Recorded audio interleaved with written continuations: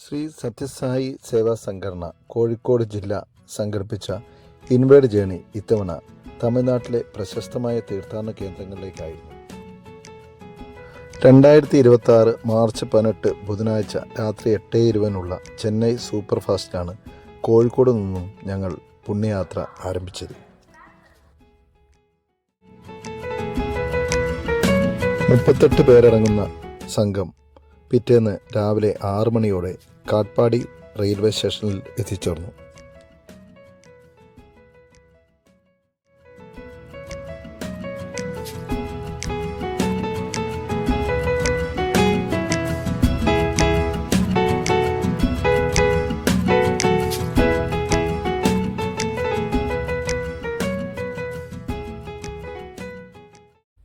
നേരത്തെ ഏർപ്പാടാക്കിയിരുന്ന 2 ടെമ്പോ ട്രാവലറിലായി അവിടെ നിന്നും നേരെ പോയത് മുൻകൂട്ടി നിശ്ചയിച്ചിരുന്ന ഒരു കല്യാണ മണ്ഡപത്തിലേക്കായിരുന്നു.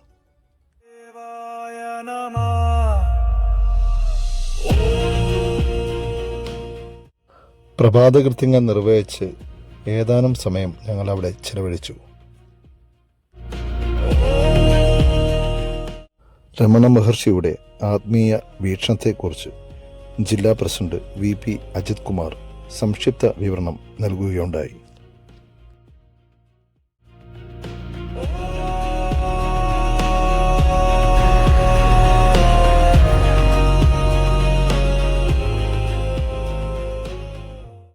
രമണാശ്രമത്തിലേക്കാണ് ഇനി. വഴിയരികിൽ വണ്ടി നിർത്തി പ്രഭാത ഭക്ഷണം കഴിക്കണം.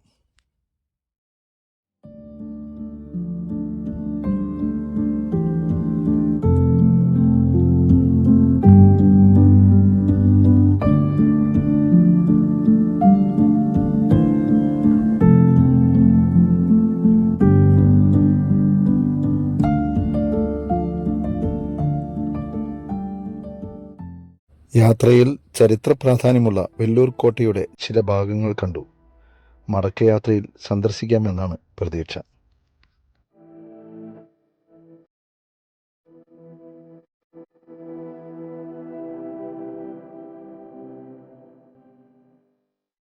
കാട്ട്പാടി റെയിൽവേ സ്റ്റേഷനിൽ നിന്നും തിരുവണ്ണാമലയിലേക്ക് ഏകദേശം 95 കിലോമീറ്ററാണ് ഉള്ളത്.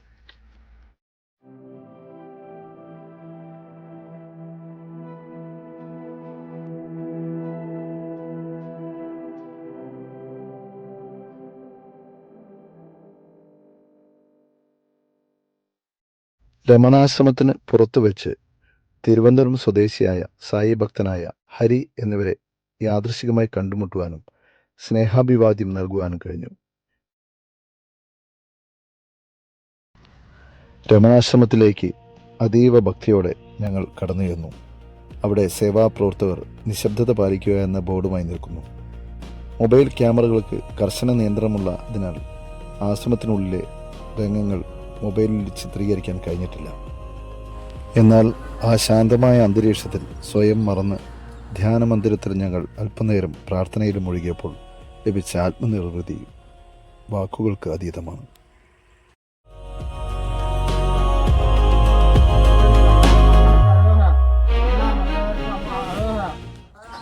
തിരുവണ്ണാമല കയറുകയാണ്.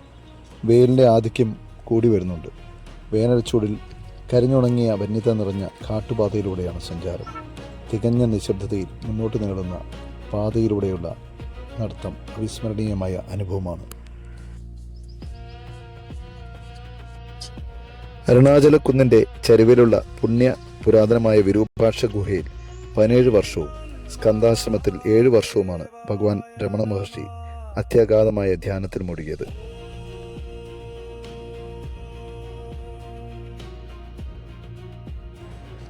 ലൗകിക സുഖങ്ങൾ വെടിഞ്ഞ് രമണ മഹർഷി തപസ് ചെയ്ത ഇടത്തേക്ക് ഭക്ഷണം എത്തിച്ചു നൽകിയത് മാതാവ് അഴകമ്മാളാണ്.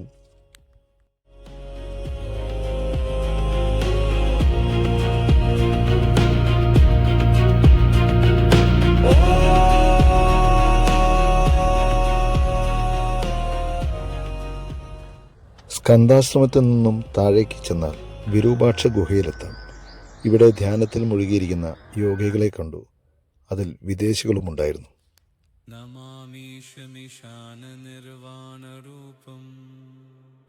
മല കയറ്റവും ഇറക്കവും ഞങ്ങളുടെ ചില പ്രായമുള്ളവർക്ക് അല്പം പ്രയാസകരമായിരുന്നുവെങ്കിലും ആത്മബലവും വിശ്വാസവും കൊണ്ട് തടസ്സങ്ങളെല്ലാം മറികടന്ന് അവർ മുന്നോട്ട് നീങ്ങി.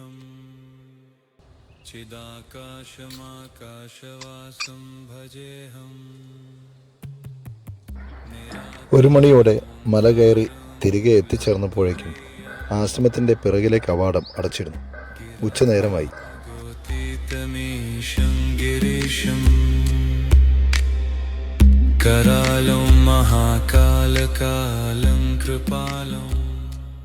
ഗതാഗത നിയന്ത്രണമുള്ളതിനാൽ ട്രാവലറിന് ക്ഷേത്ര പരിസരത്തേക്ക് പോകാൻ അനുമതിയില്ല. ഓട്ടോറിക്ഷയിൽ ഞങ്ങൾ താമസ സ്ഥലത്തിലേക്ക് എത്തിച്ചേർന്നു. കോട്ടിപ്രഭാ ശ്രീശരീരം സ്ഫുരന്മൗലികല്ലോലിനി ചാരുഗംഗാ ലസദ്ഭാലബാലെന്ദുകണ്ഠേ ഭുജംഗാ ചലത്കുണ്ടലം ഭ്രൂസുനേത്രം വിശാലം പ്രസന്നാനനം നീലകണ്ഠം ദയാലം മൃഗാധീശ ചരമാംബരം. പഞ്ചഭൂത ലിംഗങ്ങളിൽ അഗ്നിലിംഗമായി അരുണാചല ശിവനെ ആരാധിക്കുന്നു. ലോകത്തിലെ ഏറ്റവും വലിയ ശിവക്ഷേത്രങ്ങളിലുള്ള ഒന്നാണിത്.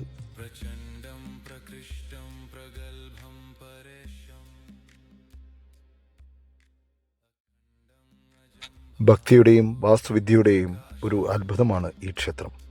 9-ാം നൂറ്റാണ്ടിൽ ചോള രാജവംശത്തിൻ്റെ കാലത്താണ് ക്ഷേത്ര നിർമ്മാണം നടന്നതെന്ന് കരുതപ്പെടുന്നു.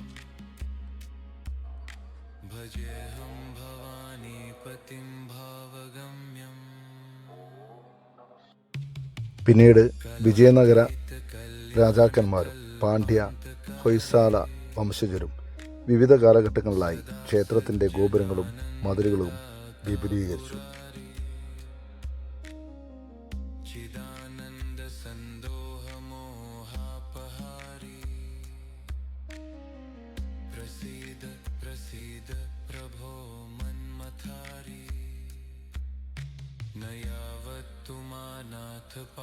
നൂറ്റാണ്ടുകൾ പഴക്കമുള്ള ഈ കൽത്തൂണുകളിൽ ഭാരതീയ കലയുടെയും വിശ്വാസത്തിൻ്റെയും വലിയൊരു ചരിത്രം കൊത്തിവെച്ചിട്ടുണ്ട്. 25 ഏക്കറിൽ ഈ പുരാതന ക്ഷേത്ര സമുച്ചയം വ്യാപിച്ചു കിടക്കുന്നു. പഞ്ചഭൂത ലിംഗങ്ങളിൽ അഗ്നിയെ പ്രതിനിധീകരിക്കുന്നതാണ് അരുണാചലത്തിലെ ഈ ശിവചൈതന്യം. ശിവനും ശക്തിയും ഒന്നായി ചേർന്ന പവിത്ര ഭൂമിയെ ഭജിച്ചുകൊണ്ടാണ് രമണ മഹർഷി തൻ്റെ തപസ്സിലൂടെ ലോകത്തിന് ജ്ഞാനത്തിൻ്റെ വെളിച്ചം പകർന്നത്. ഓരോ തീർത്ഥാടകൻ്റെയും ഉള്ളിലെ അന്ധകാരത്തെ നീക്കി വെളിച്ചം പകരുന്ന ഇടമാണ് അരുണാചലം.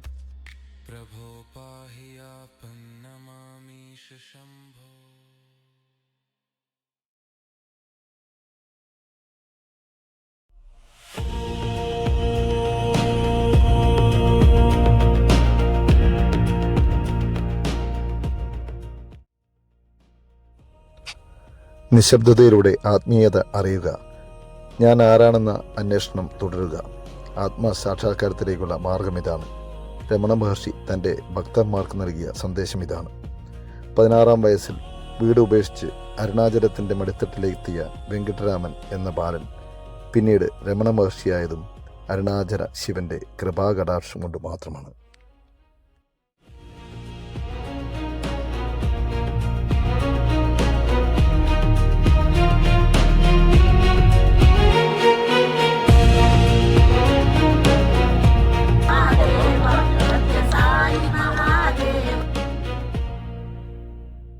ഞങ്ങൾ രാത്രി 10 മണിയോടെ നടക്കാനിറങ്ങി.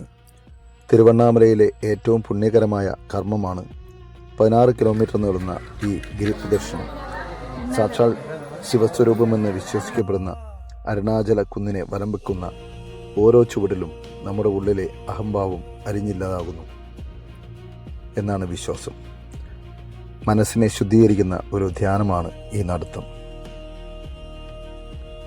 പുലർച്ചയോടെ ആത്മനിർവൃതിയോടെ ഈ പ്രദക്ഷിണം പൂർത്തിയാകുമ്പോൾ പ്രപഞ്ചനാഥൻ്റെ സാന്നിധ്യം ഓരോരുത്തരും അനുഭവിച്ചറിയുന്നു.